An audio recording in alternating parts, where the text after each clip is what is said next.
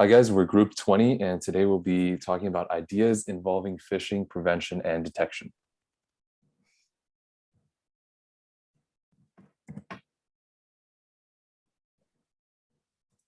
So just a brief introduction. First, we'll go over the history. So phishing was first coined by hacker Cecilia Ricouch when creating an application for automating phishing message generation. These early types of phishing attacks took place during the 1990s, where attacks proliferated due to the rise of AOL. Originally, hackers would phish in order to steal credit card information, data that was required when registering for an AOL account. These illegal AOL accounts would then be part of the wares community, or where users would sell pirated software or obtain data. The first financial attacks done with phishing was primarily through the site eGold and other similar sites. In these cases, attackers would set up domain names of similar looking websites to steal user authentication information, and then transfer the money from those stolen accounts to their own separate accounts. In 2013, a ransomware named CryptoLocker found its way into numerous corporate devices and stole an estimated of $3 million. Although a ransomware attack, the method used to have users install the ransomware was phishing, in which executables were disguised as PDFs. However, as time continues, filters are able to detect more phishing attacks and are more implemented on a wider scale, as well as the general public catching up to the education of the InfoSec community. Next, we'll talk a little bit about the general methodology of a phishing attack. Phishing relies on social engineering and primarily focuses on appeals to authority and appeals to urgency. Appeals to authority may look like fabricating official emails or using identities such as a workplace boss, the government, or a relative. Appeals to urgency, however, include important messages such as a bank notice or maybe an IRS tax fraud. The idea behind urgency is to make sure that there is as little time to think about the validity of the message and more time spent on acting upon the information provided. Domain names are also often used, in which the name may use very similar letters or numbers to match an official domain name as much as possible.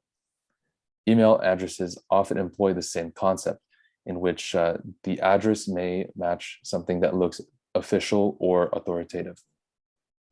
Ultimately, hackers prey on the fact that humans are the vulnerability and exploit the weaknesses of trust in order to conduct phishing attacks.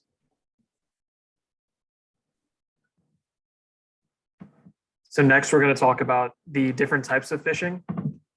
Various variants of phishing attacks have evolved throughout history, and in the common era of phishing attacks, they fall into generally one of four categories. The first category is deceptive phishing.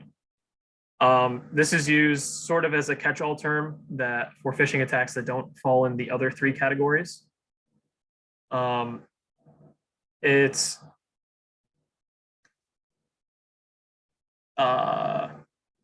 It's a term for phishing attacks that are designed to impersonate a real person or company to gain access to private information. An example of this might be an email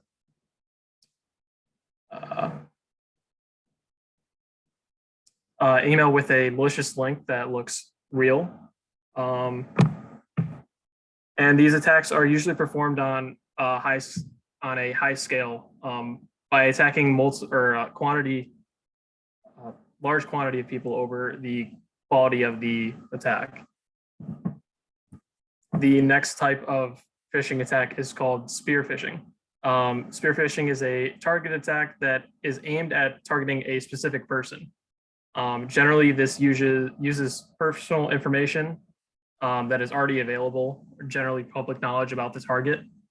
And this is used to give the impersonation that the attacker is a trusted source to the target, and generally the target will be more willing to provide information. The attacker can use, for example, the target's name, their phone number, email address, home address, and all this is to imply that they're a trusted person to make the target more susceptible to providing information. The third style of phishing is what's known as whaling. Um, Whaling is a variant of spear phishing that's targeted at CEOs or other executives. Um, that uses their accounts that have already been spear phished to request information or money from other high level executives or other members of a company that the CEO or officials work at. This uses usually emails to in the name of the CEO or high-ranking official sent to other members of the company to gain information that a normal employee might not have. One example of this in relatively recent history was the whaling of Walter Stephen in 2016. He was the CEO of FACC, and his company email was impersonated in a phishing attack where his credentials were used to wire $47 million to another bank account. The aftermath of this was Walter Stephen was fired from the FACC, and the company was only able to recover about $11.9 million. And finally, the fourth type of phishing is malware phishing. This type of phishing is usually seen in the form of malicious software that is installed on a user's computer used to find vulnerabilities in the user's security. Malware-based phishing is usually seen in the form of email attachments. An example of these kind of phishing attacks are what are known as ransomware attacks, which lock companies out of critical parts of their infrastructure, and the attackers usually demand money. An example of this would be known as crypto locker.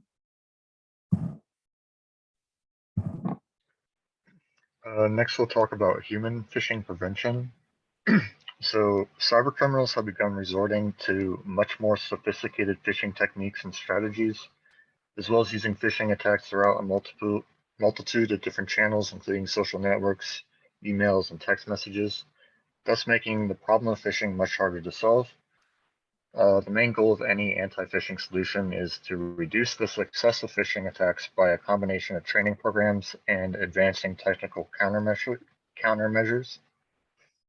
While software can help users identify a potential phishing attack, humans are the last line of defense against these attacks, and thus training is essential to minimizing the risk that these attacks can pose to an individual or organization.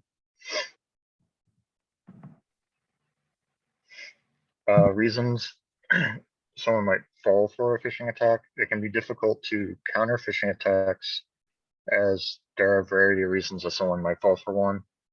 These include a general curiosity about the subject of the email, a desire to check the validity of the email, or too much faith in anti-phishing software, giving someone false confidence. One study found that 34% of people who interacted with the malicious email out of curiosity, 27% did so to test the validity of the email, and 17% believed they knew the sender, and 16% believed it must have been safe because they had anti-phishing software. There are many ways to train people to recognize a phishing attack. These include lectures and workshops, interactive games, and embedded training. These training methods all have the goal of teaching people signs to recognize the phishing attack, which include recognizing sketchy URLs, incorrect email addresses, and recognizing if the content or context of the email seems off. The strength of the lecture and workshop style of training is that it allows people to learn from a professional or group of professionals and get more training tailored to their profession or department. However, these training sessions can be expensive and require the attendance of employees, often on company time. Games and embedded training are a more interactive way of teaching people how to recognize a phishing attack. Games offer a low stress environment in which you can come face to face with phishing tactics without actually being at risk and offer real-time feedback.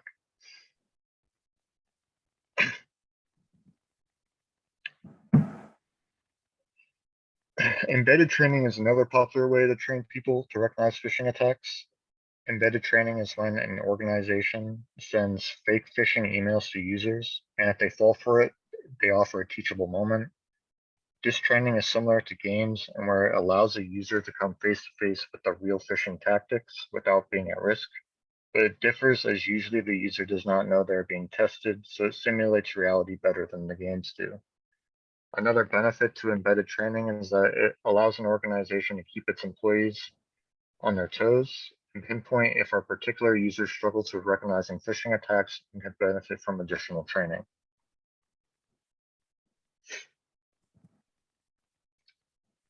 While there are many types of training, it is difficult to say how effective each of them are individually.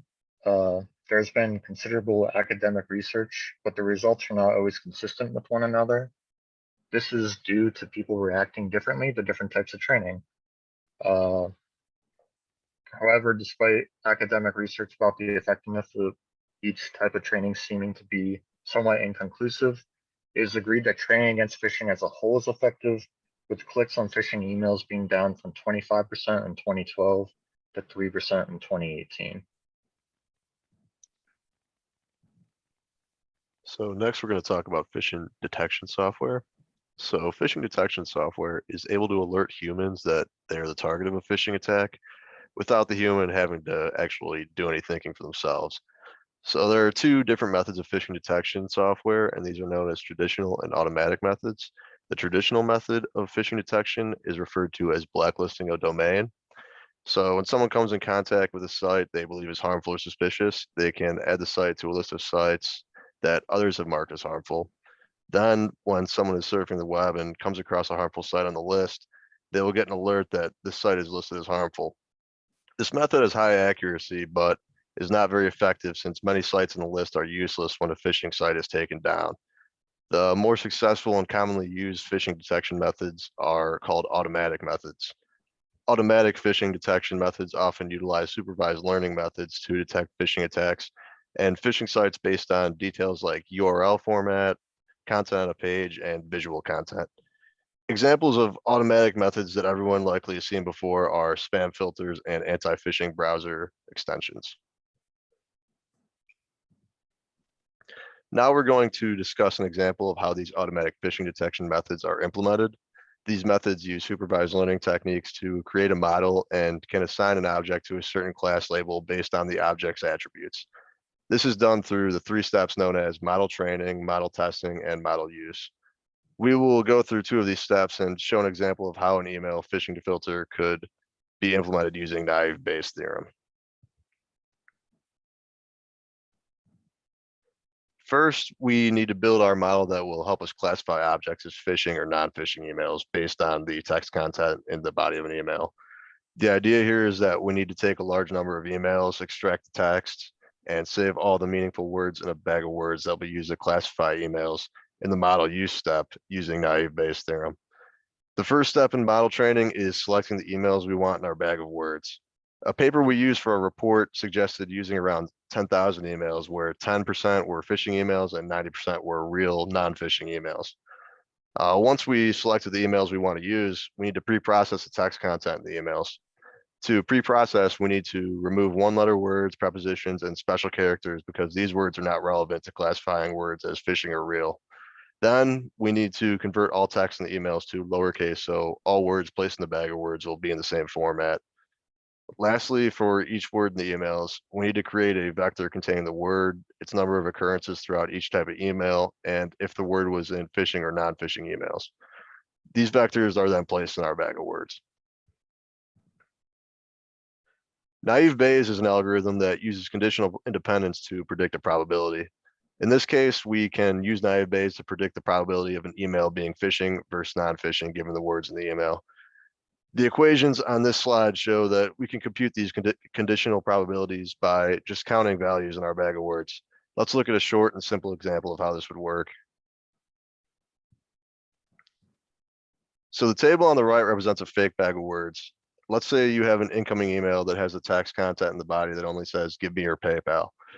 And you're given the probability of an email being phishing is 4/7, and the probability of an email being non-phishing is 3/7. We have everything we need to calculate the probability of the incoming email being phishing versus probability being non-phishing. Let's look at the probability of the email being phishing. Given the text, give me your PayPal.